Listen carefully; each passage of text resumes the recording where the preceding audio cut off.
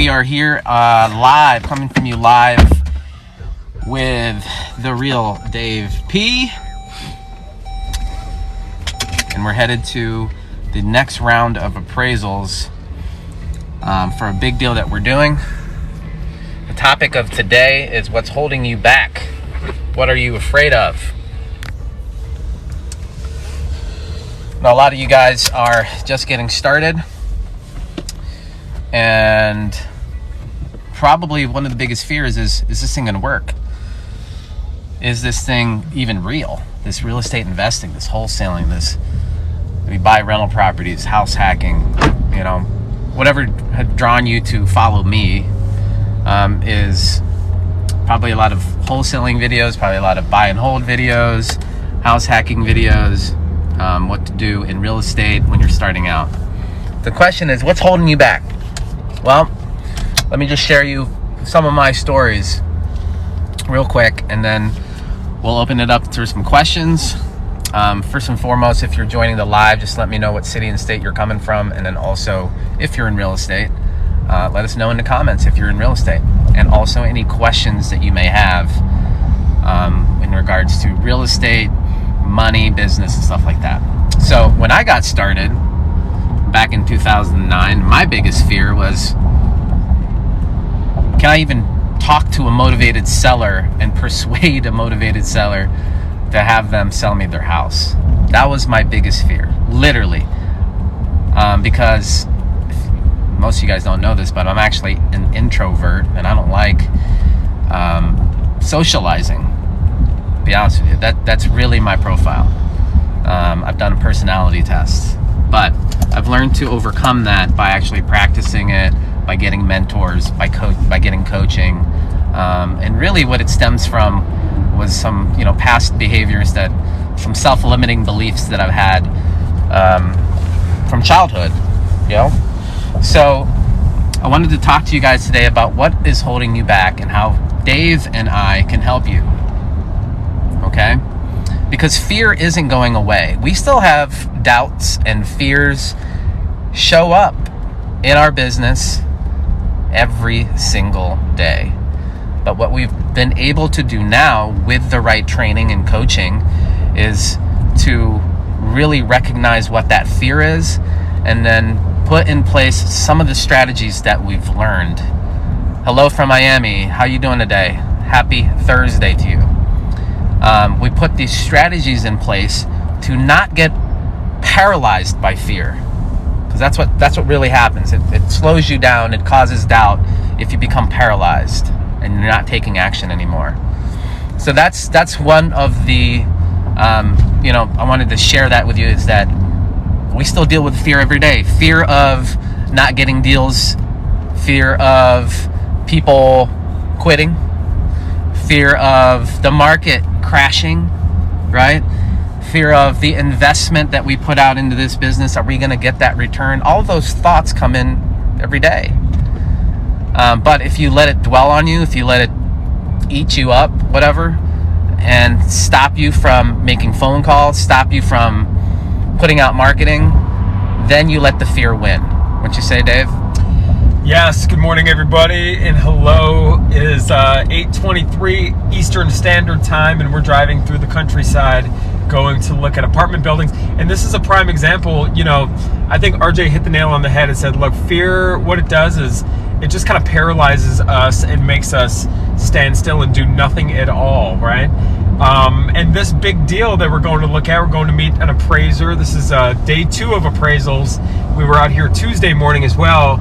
And this is a total of 433 units. It's a $16 million purchase. We're borrowing upwards of $18 million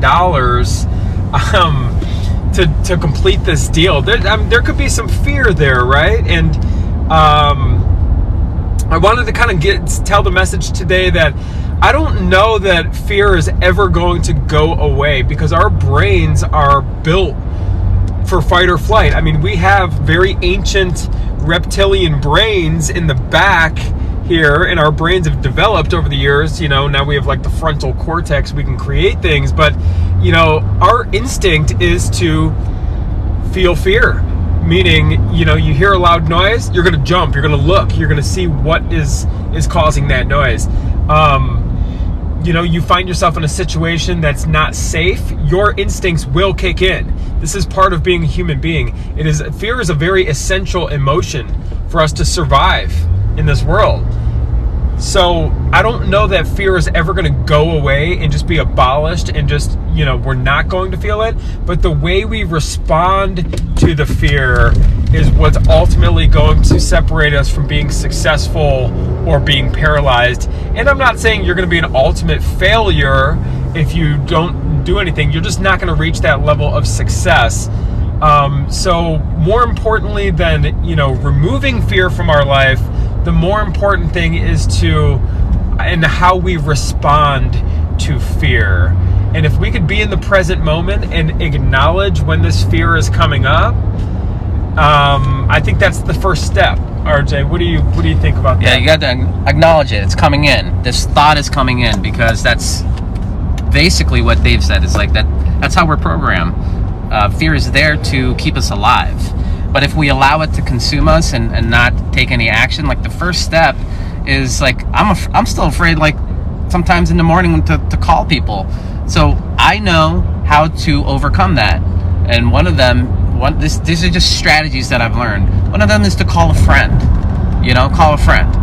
Have that first action of making that phone call and talking and, legit cornfields. Okay, we're back. We got connection. We're in the cornfields going up north. If I'm starting a new business, immediately what I would want to do is go. We're back. We got connection. We're in the cornfields going up north. If I'm starting a new business, immediately what I would want to do is go and network in real estate groups in my area. Why? Because I'm going to understand what is working and what is not working in my market. So, first thing, Harrison, go to your local real estate association groups. If you don't have any area in your area that you know of, then go on your Facebook and search your area for real estate Facebook groups. Go in there, network, get on wholesalers or investors lists that are selling properties. Then you can see what type of deals are being transacted and technically traded in that area. Okay, and then you want to talk to other investors, take them out for a coffee, in exchange, let them know what you're doing. How I would see the exchange of value, especially if I'm new, is I'm going to be doing a lot of marketing in this area of the UK, and I'm going to come across deals that are not. How I would see the exchange of value, especially if I'm new, is I'm going to be doing a lot of marketing in this area of the UK, and I'm going to come across deals that are not on the market. Doing a lot of marketing in this area of the UK, and I'm gonna come across deals that are not on the market. So how can I get them to you? Do you have an email? Do you have a phone number that I can send you these deals? That's the value, because most investors love it when somebody else does the work and then sends them the deal. That's your value add. So that's what I would do. First of all, network. Get everybody's business card and everybody's phone numbers and emails so that you can network with them. We lost connection again. Oh well. We're in the sticks, baby. Yeah, sure. All right, we're back. Next question. When I have a house under contract, how do I get buyers inside when the homeowner still lives there? Very good question. What I would do, right, is if hopefully you're local when you're starting this, okay, is to let the homeowner know that you are going to be going there with your home inspector and some of your capital partners potentially. And when you're there at the house, you want to before you go to the house, you want to let your buyer know that, hey, this is a wholesale deal. Please don't talk to the homeowner. You're going to talk to the homeowner. Let them do their inspection of the house, right? Get their pictures, blah, blah, blah. Any questions that they have after the fact should be directed to you, not to the homeowner. And you're just going to let the homeowner that, hey, this is my contractor, inspector, he's just going to go through, and then you talk to the homeowner. That's it. You talk to the homeowner. Ask them about their day. Ask them, maybe they already told you about their plans to move. Talk about the move. And maybe in your phone call, there is that conversation that you had about their, sports team, talk about the sports team. You basically want to preoccupy them so that they're not talking to your buyer or inspector that goes through. That's how I would handle that. And a prerequisite to the appointment, for one, RJ is absolutely right. Make sure you're not sending buyers over to the property and you not being there, because you might be working at some point with a not so honest buyer who might try to cut you out of the deal and work with the seller directly. If you're wholesaling and you're the middleman, you've got to kind of protect your deal, and the best way to do it is just like RJ said, preoccupy the seller, let the buyer do their own due diligence and inspection. But before you even let any buyer over there, make sure you pre-qualify your buyer by seeing proof of funds. And I'm not talking about just some random company head letter that says, oh, this person's qualified. You want to see, we actually ask people for a screenshot of a bank account or some kind of bank statement. You can have them, cross out the account number and whatnot, but make sure you're dealing with qualified buyers who can actually pull the trigger on this thing if and when they're interested. And then make sure when you meet them, you're not just sending buyers over to the property by themselves. So you can kind of maintain control of that deal. You always want to maintain control of that deal, because like Dave said, everybody's not so truthful out there. You never know. And you want to stay in communication with that buyer the whole way through. After the closing, and that's your not the closing, but after the inspection, that's your perfect time to say, hey, do you want to move forward with this deal? Because I have 5 other guys that are going to be looking through this. Guys or gals going to be looking at this property today. Thanks for the shares. Thanks for the likes. We always have a choice. Yep. Choose the thought wisely. This is called survival mode. So we're going to meet the appraisal company. The appraiser is actually really good guys from Cleveland, and this is the last round of inspections that we're going to do, because they're going to actually do the rest of the package deal that we're kind of talking about here is going to be done through their own appraisal. They're calling it a desktop appraisal, and that basically means that they're going to have their own evaluations, they're running their own comps, and they don't have to inspect the actual homes. So that's what's going on today. But we're also talking about what's holding you back, guys. There's a lot of information that's shared here. A lot of information on YouTube that's for free. A lot of information on my videos. I talk about how to pull up the list. I even share, go to our website and get all the freebies there. There's free contracts. There's a free deal calculator. There's a free script to what to say to motivated sellers. And then we've been playing the cold calls that we actually do. So the information is there. What's holding you back? How can Dave and I help you overcome that fear? What are some things right now today? If you're in real estate, if you're just watching, just hopping on my lives, it's cool too. What's holding you back from really achieving your dreams? Because, if you're unhappy and you're on this live, there's something that's holding you back. There's something that's holding you back, right? I would say a common one that I have seen, and when we're working with different students, RJ and I, is, and this is, I think, everybody, it's kind of the fear of worrying about what you're going to look like by pursuing a goal. Sometimes we're the black sheep of our family. Our family is maybe very traditional, or they do the same kind of routine, or they kind of work in the same field, industry, but they're not really aspiring to be an entrepreneur. And then here comes along you, and you're motivated, and you see these guys on TikTok like RJ and YouTube, and you're like, wow, this real estate thing looks really cool. I want to learn more about it. But really the reason anyone gets involved in any business is you want freedom for yourself, and freedom from this mundane monotony, from this cycle, right? We're born into a cycle. All of us are, right? Very rarely is somebody born into this family of entrepreneurs who just encourages them to follow their dreams. That's extremely rare. So I think a lot of fear comes from worrying about what other people are going to think about you. And oftentimes it's the people closest to us. It's our own family, my name is Dave, and I moved away at a very young age, so that allowed me to kind of disconnect and like force me to do my own thing. Not everybody has that luxury or opportunity.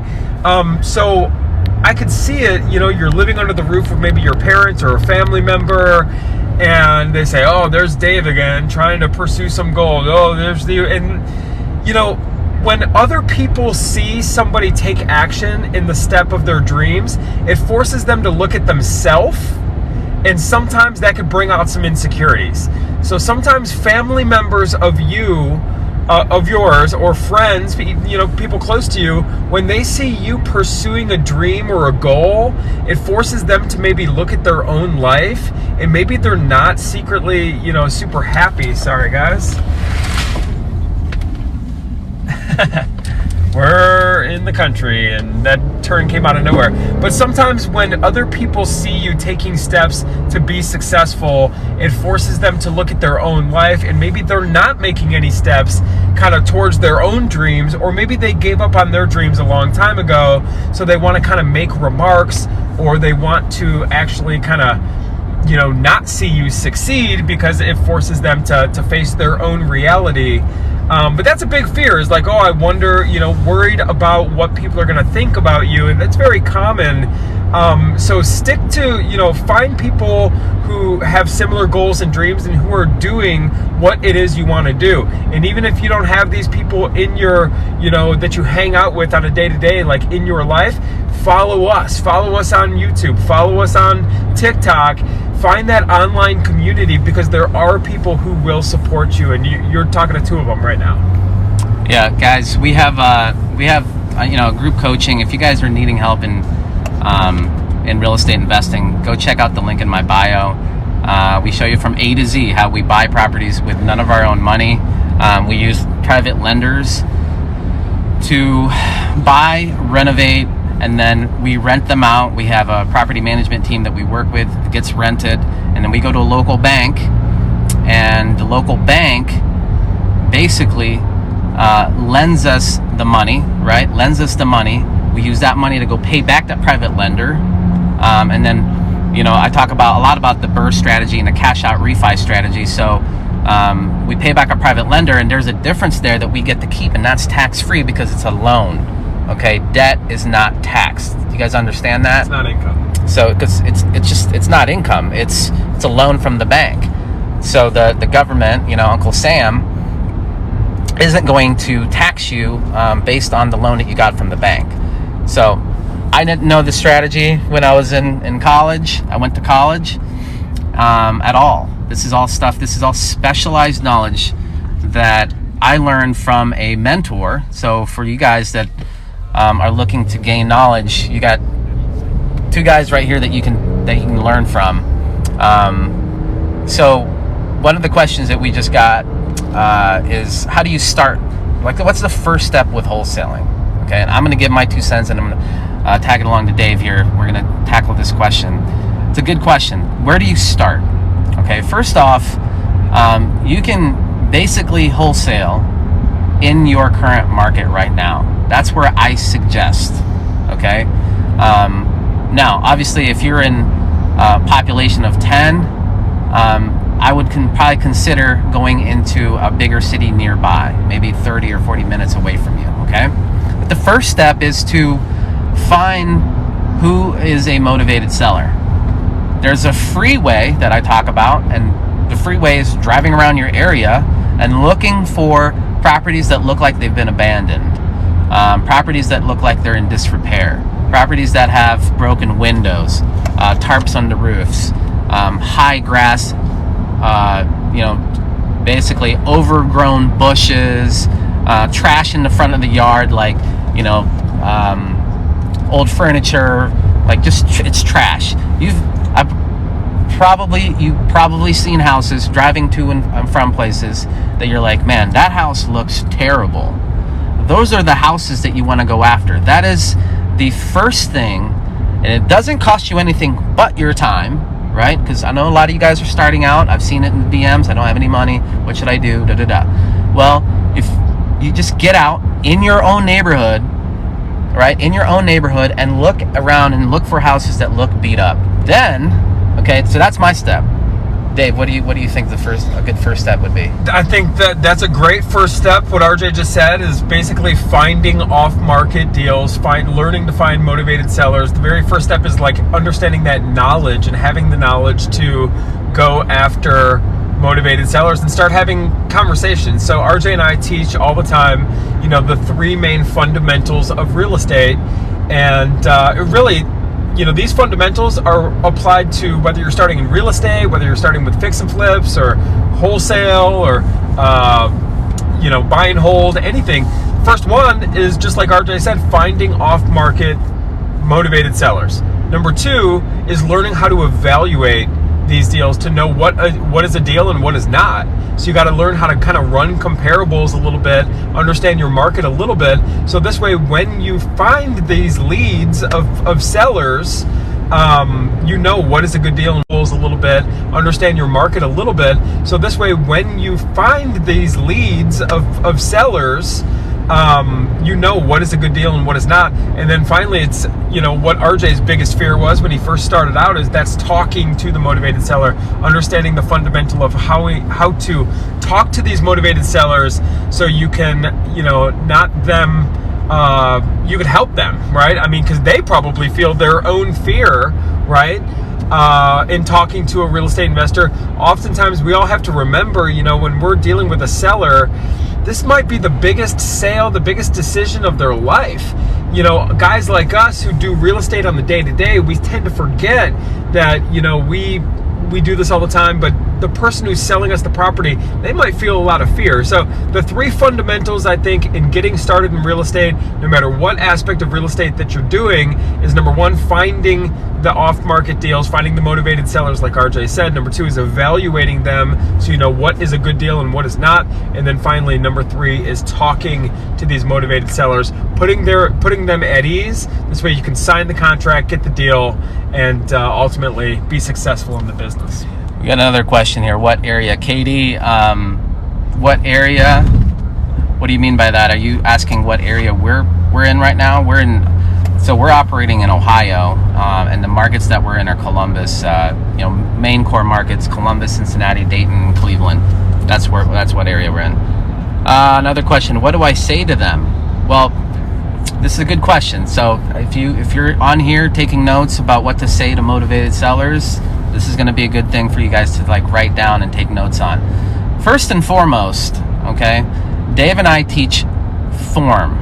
FORM stands for family, occupation, recreation, money, and motivation. Okay? First and foremost, you just want to talk to these motivated sellers as if they were they're like a new friend of yours. Okay? You want to be curious. So first and foremost, you just want to say hi. How are you doing today?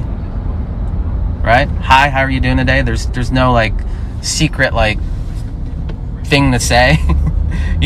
You want to say hi, how you doing today? And then get to the reason for your call, right? And we lead. So if you want our cold calling script, it's for free. We're not charging you for that. A lot of people are charging stuff. You can go to our site. It's risewiththecream.com and go to our resources and download that script. All right. But we are leading right now with the negative. Right, Dave? Yes, we are. Are you the owner? You're not the owner of 123 Main Street. Are you? Are you? Yeah. What else do we say after that, Dave? This isn't John Smith, is it?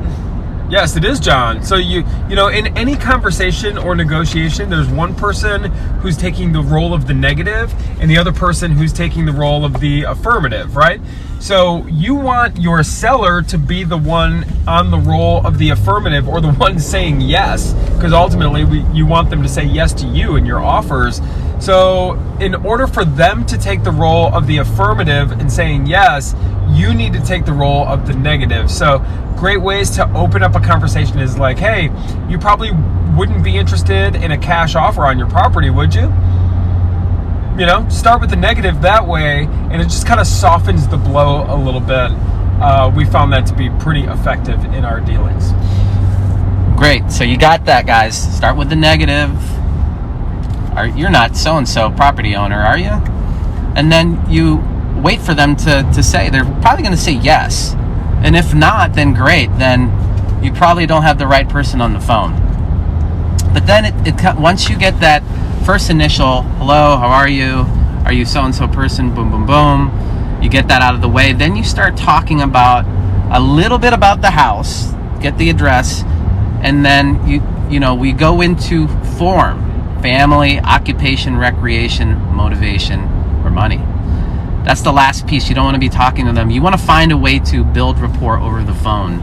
And that's one of the hardest things. Look, if you hate cold calling, send them a text. Send them a letter. Okay? Does it cost money to do that? Yes. Cold calling is probably the least expensive route to go. But if you don't like cold calling, I know that it's a little bit uncomfortable, right? Tergata, but I absolutely hate cold calling. I understand. I hate cold calling too. No one likes cold calling. It's tough. Well, send them a text. Don't let that fear of something hold you back. We're talking about what's holding you back, right? You can send them a text. A lot of you guys are probably better texters than me. And if that's the thing, then go ahead and do that. You can even do a ringless voicemail. A ringless voicemail. What a ringless voicemail is I'm sure you guys have gotten phone calls that you've missed, and it automatically goes into your voicemail. That's what a ringless voicemail is. And that's least expensive as well. It doesn't cost you a lot of money. Someone's asking for the website again. The website is risewiththecream.com. risewiththecream.com. My friend and I are working jobs to fund our real estate ideas. We're 16. I love that. Yeah. I love that. Keep working. So don't quit your day job just yet. Because you need to fund your marketing, especially if you want to see faster results, is to go out and market for lists and get your system set up. That's awesome. Any questions you got, Ryan, that we can help you with? I love that you're taking action like that. That's bold action. 33 years old, smart but poor Army vet here, looking forward to finishing school and work. Christopher, anything that we can help you with to keep you going? That's awesome that you're doing that. One of the things that we teach, that Dave preaches about, is don't quit your day job. Why don't you want to quit your day job, Dave? Well, for several reasons. One, you just touched on, probably the main one, is you want that steady stream of income. Make real estate your side hustle. Make real estate your part-time gig until it could be your full-time gig. So you want that steady stream of income so you could fund your marketing and actually stay in business. The second thing is, basically, you look a lot better in the eyes of the bank when you have a W-2 job. So that's the way it is. Banks like to lend to people who have that steady income. So you can make real estate your side hustle, make money, start, flipping houses, wholesaling in your spare time, put some money in the bank, and then when you're ready to start a buy and hold operation with that W-2 income that you can provide, the bank is more likely to give you more favorable terms on money when you have that job. Sometimes when you just quit your job to do real estate full time, now the bank wants you to wait. They want to see 2 years of tax returns for the business before they're willing to give you a loan. So you actually can sometimes set yourself back a little bit by not having a job when you're first getting started, especially when you're first getting started with the buy and hold business. Is it better to work on rough homes or hire someone to do that for you? So unless you have specific training on construction, do not work on your own homes, because you're going to run into issues like what I did. I got my start in trying to rehab a home that I had no business trying to rehab. I had no clue what I was doing, guys. I had no clue what I was doing. Ryan, I wouldn't work on the homes unless you have that knowledge, okay?